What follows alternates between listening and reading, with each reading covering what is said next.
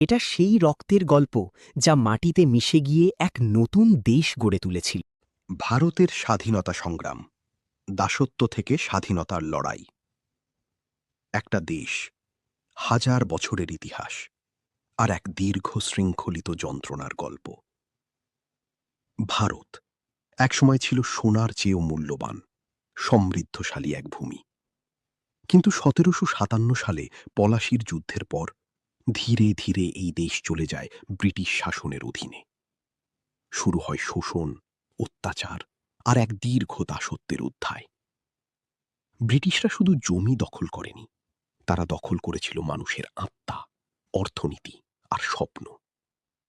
চাষিরা নিঃস্ব হয়ে পড়ে, শিল্প ধ্বংস হয়ে যায়, আর সাধারণ মানুষ হয়ে ওঠে নিজের দেশেই পরাধীন।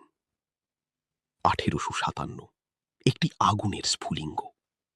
মঙ্গল পাণ্ডের বিদ্রোহ থেকে শুরু হয় ভারতের প্রথম স্বাধীনতা সংগ্রাম। যদিও এই বিদ্রোহ দমন করা হয়, কিন্তু জ্বলে ওঠে স্বাধীনতার আগুন। তারপর আসে এক নতুন যুগ।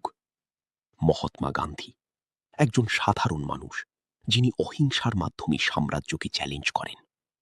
ডান্ডি মার্চ, অসহযোগ আন্দোলন, ভারত ছাড়ো আন্দোলন, একটার পর একটা বিপ্লব কাঁপিয়ে দেয় ব্রিটিশ শাসনকে। কিন্তু এই লড়াই শুধু শান্তির ছিল না। ভগৎ সিং, চন্দ্রশেখর আজাদ, সুভাষচন্দ্র বসু, তারা অস্ত্র হাতে তুলে নিয়েছিলেন স্বাধীনতার জন্য।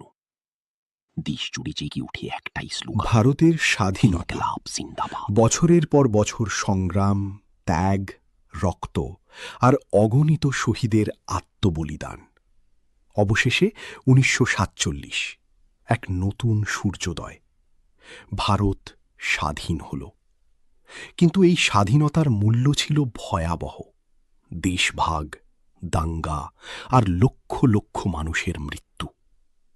তবুও এই গল্প শেষ হয় না দুঃখে, এই গল্প শেষ হয় এক নতুন আশায়, এক স্বাধীন দেশের জন্মের গল্প।